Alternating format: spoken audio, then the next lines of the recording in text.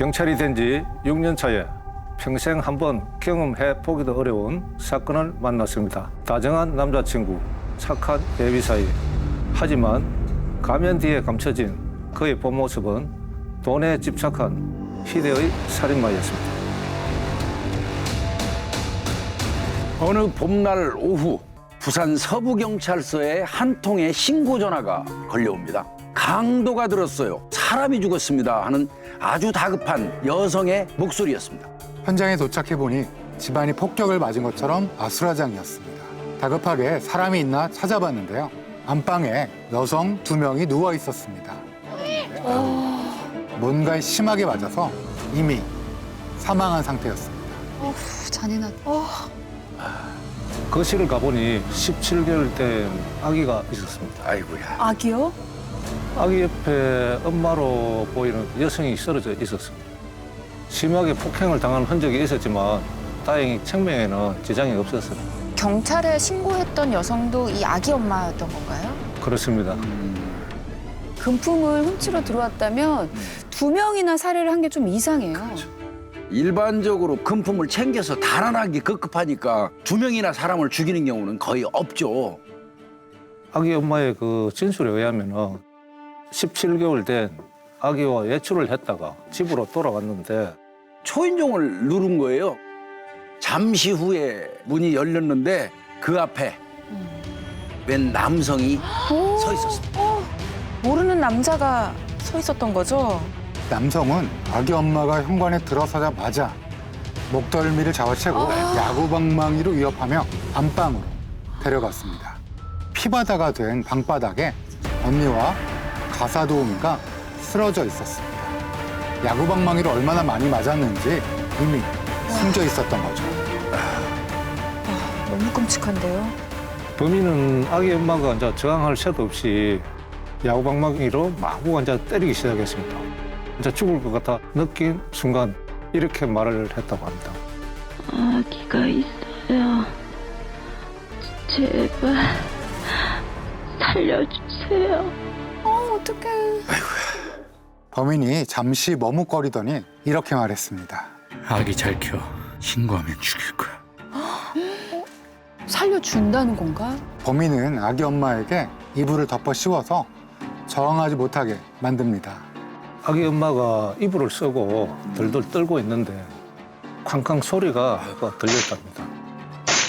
쾅쾅 소리면 무슨 소리인가요? 안방에 있던 금고를 아령으로 내려치는 소리였습니다. 범인은 금고를 열고 현금과 수표, 기금속 등 6,700만 원을 강취해서 달아났습니다. 빨리 잡아야 될 텐데 단서를 남긴 건 없나요? CCTV와 이제 방범 시스템을 갖추고 있었는데요. 꺼져 있었습니다. 범인은 장갑을 끼고 있어서 현장에 지문도 이제 남아있지 않았습니다. 당시 범인은 강도살인을 하면서 대담하게 마스크조차 쓰지 않았습니다. 그래서 피해자가 범인의 인상을 자세히 기억하고 있었습니다. 목격자의 이제 증언에 의해 가지고 몽타주를 작성을 했었습니다. 애기 엄마의 그 증언을 토대로 해서 이제 몽타주를 만들어 가지고 전국 경찰에 뿌려서 수배에 들어갑니다. 그런데 제보나 사건에 관한 정보를 더 이상 얻을 수는 없었습니다. 그 당시에 부산, 울산 쪽에 강도 살인 사건이 동시다발적으로 일어났었습니다. 엄마에 관련되는 강도 살인 사건이 일어나기 한 달 뒤에는 다시 큰 사건이 또 발생을 해서 정말 당황을 했습니다. 또요? 부산의 한 철강회사 회장님 자택에서 강도살인 사건이 발생을 하는 건데요. 회장님이 집 마당에서 이 꽃에다가 물을 주고 있었대요. 그런데 갑자기 집 안에서 누가 비명을 지른 거예요? 회장과 화장실에 있었던 친척 김 씨가 불이 나게 소리가 난 거실로 달려갔습니다. 그곳에는 부엌칼을 든 괴한이 있었습니다. 괴한은 집 안에 있는 부엌칼로 회장 부인을 이미 살해했고 가사도우미도 수차례 자상을 입혀서 살해를 했습니다. 너무 잔인하다. 회장과 친척 김 씨를 이제 방으로 이제 끌고 들어갔었습니다. 그리고 칼로 이업을 해서 금고를 열게 했어요. 금고가 열리고 범인이 잠깐 주춤했었는데 회장이 금고 옆에 있는 비상벨을 재빠르게 누를 때 범인이 회장의 이제 목과 아이고야. 몸통을 마구 찔러서 이제 살해를 했었습니다. 회장을 살해하고 난 다음에 겁에 질린 채 옆에 서 있던 친척을 주먹과 발로 마구대비로 때려가지고 기절을 시켰고요. 현금하고 수표 포함해서 2,430만 원을 챙겨가지고 아주 유유히 달아났습니다. 이 사건의 범인이 아기 엄마가 신고했던 그 사건과 동일인인가요?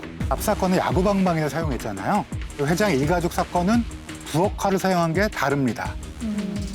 회장 일가족은 무자비하게 살해했는데 자신을 목격한 아기 엄마는 살려준 것도 조금 다르죠.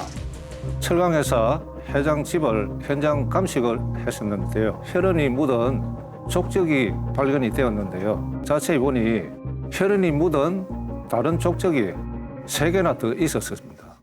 족적의 대부분이 방에서부터 현관으로 나가는 방향으로 찍혀 있었고 범인의 것으로 판단을 했습니다.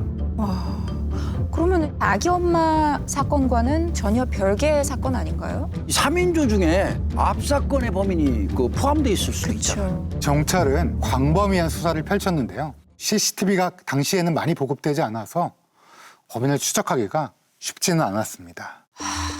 그래서 이제 통일수법 전과자 데이터를 이제 찾아봤는데요. 무려 2,000여 명이 이제 되었습니다. 이 사람들을 언제 다 수사해요? 대상자가 많기 때문에 각 서에 배당을 하게 됩니다. 공조했구나.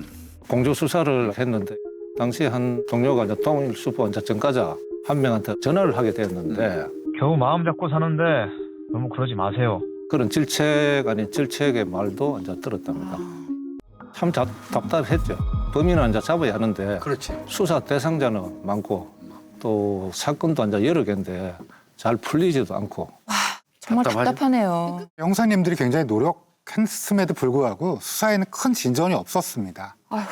결국 경찰은 공개 수사로 전환을 했고요. 앞서 벌어진 아기 엄마 강도살인 사건은 KBS 공개수배 사건 25시에도 방영이 됐습니다. 방송이 나간 그날 밤 한 경찰서로부터 한 통의 이제 전화가 왔었는데요. 천안경찰서의 이제 형사였습니다. 오늘 인질 강도범을 잡았는데 방송에 나온 그 범인 몽타주랑 너무 비슷하다. 그런 내용이었습니다. 부산하고 천안은 거리가 너무 멀잖아요. 거기다가 이 사건의 양태가 좀 달랐어요. 천안 사건 같은 경우는 중소기업체를 운영하는 사장님 집에 강도가 들었어요. 그 사장님의 아내를 협박을 합니다. 밖에 나가 있는 남편한테 전화를 걸어서 10,000원짜리로 1,000만 원을 준비해가지고 오라면서 인질극을 벌였던 사건이에요. 다행히 남편이 전화를 받고 뭔가 이상한 점을 눈치챘어요. 호칭이 좀 달랐고요. 말투도 달랐던 거예요. 그래서 경찰에 신고하면서 바로 검거하게 됐던 겁니다. 천안경찰서에서 용의자의 이제 사진을 전면, 측면 이제 찍어가지고 팩스로 받았습니다. 팩스. 애기 엄마한테 보여주니까 범인이 거의 맞는 것 같다라고 말을 했습니다. 그래요? 다음 날 수사팀이 바로 천안으로 향했습니다. 피해자인 아기 엄마도 직접 범인이 맞는지 확인하겠다면서 아이와 함께 같이 천안으로 갔습니다. 천안경찰서 이제 유치장에서 용의자가 나오는데 애기 엄마가 이제 그 모습을 보고 깜짝 놀라죠. 자기를 이제 죽이려고 한 그 범인이 마주치니까 근데 심장 엄청 떨렸겠다. 보자마자 이제 범인이 맞다고 말을 했습니다. 와, 가까스로 살아남은 데다가 얼굴을 기억해냈고 직접 가서 얼굴을 보고 확인까지 해준 거잖아요. 아기 엄마가 이 사건을 해결할 수 있는 스모킹건이었던 셈인데 범인을 잡고 보니 참 아쉬운 점이 많이 있었습니다. 통일수법 전과자 대상자를 이제 2,000여 명 수사를 했었는데 네. 이 사람도 여기에 들어있었어요.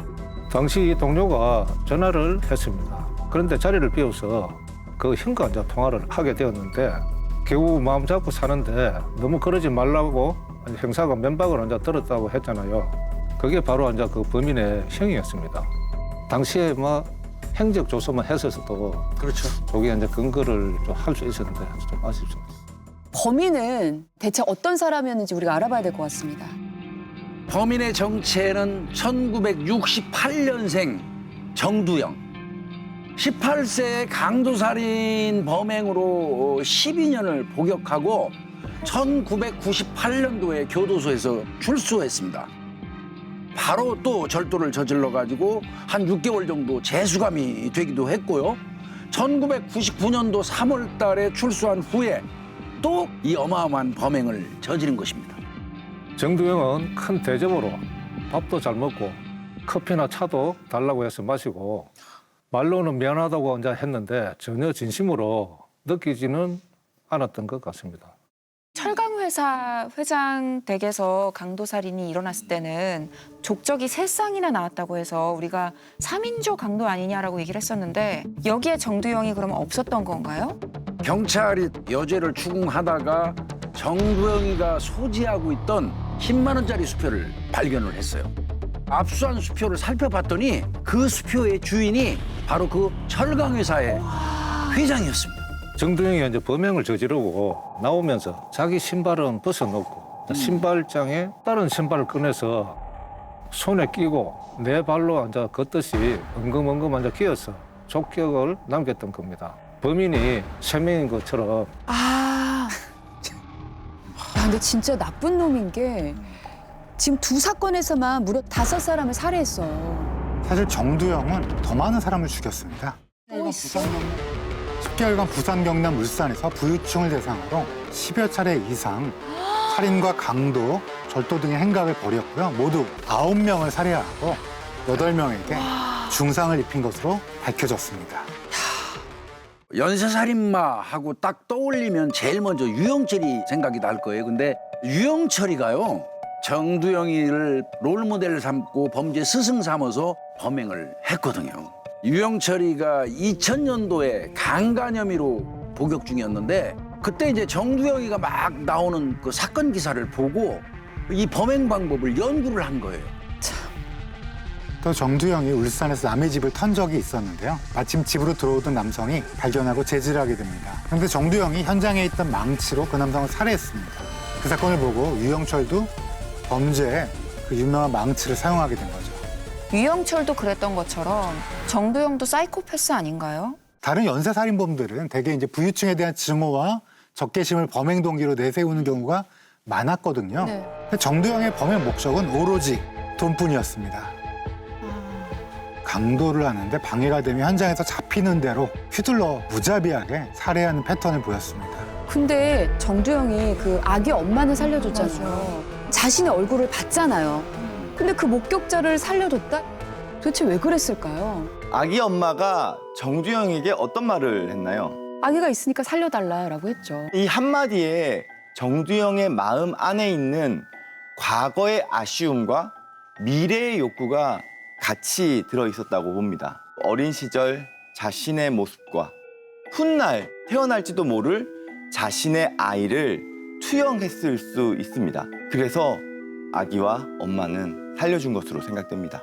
재판 결과 어떻게 나왔어요? 강도 살인죄 등 제명으로 적용이 되어서 사형이 선고됐습니다. 너무 다행이라는 생각이 듭니다. 정두영에게 왜 그렇게 많은 사람을 이제 피해를 줬냐고 이제 물었더니 내 몸에 악마가 끼었다라고 이제 말을 하기에 형사의 입장에서는 도저히 이제 이해가 되지 않는 그런 말이었습니다. 쓸데없는 변명하지 말고 반성을 했으면 좋겠습니다. 형사로서 평생 이제 한번 해볼까 말까 하는 그런 이제 큰 사건이었습니다. 그래서 당시 이제 형사 6년 차에 굉장히 이제 힘차게 뛰어다닐 때입니다. 세월이 지나서 저도 이제 퇴직할 때가 거의 이제 다 되었는데 그 당시 피해자들에 대한 그 명복을 빌고 그 또 가족들한테는 그 위로의 말씀을 드리고 싶습니다. 야산 여기저기에서 을 했어요. 한 분이가 을 하면 다른 분이 또 망을 보고. 아니, 듣기도 힘들 정도의 상황이네요. 상상만 해도 정말 나쁜 놈이기도 어디 진짜. 나쁜 놈들. 이 사건은 아무것도 아니다. 더 큰 사고를 친 게 있는데 그거 걸리면 다 죽어. 악질이네요. 아이, 열받는다. 어린 소녀가 이게 먹지도 못하고 거식증에 우울증까지. 너무 무서워요. 이제 겨우 중학생이에요. 너무 가슴이 아픕니다. 공개할 수 없고 접할 수 없는 끔찍한 내용들이 더 있었다는 얘기잖아요.